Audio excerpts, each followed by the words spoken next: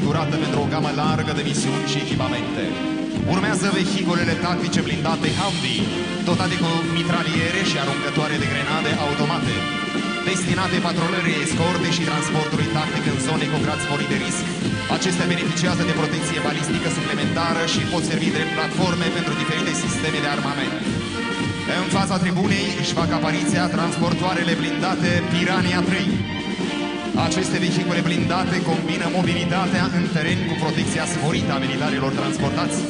Piranha 3 poate îndeplini misiuni de transport al infanteriei, patrulare, escortă, comandă și control sau evacuare medicală. Recepționate în anul 2023 prin programul de asistență externă cu Republica Federală Germania, transportoarele se află în dotarea batalionului 22 de menținere a păcii.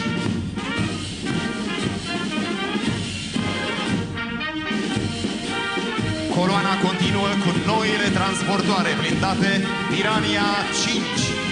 O generație modernă de vehicule blindate Piranha 5 oferă protecție balistică modulară la cel mai înalt nivel, inclusiv împotriva minelor și dispozitivelor explozive improvizate, precum și mobilitate ridicată pe teren variat.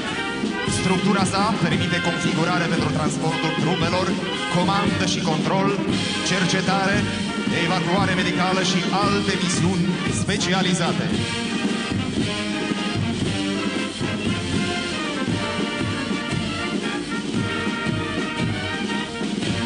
În fața tribunei trec acum sistemele antiblindate Spike LR.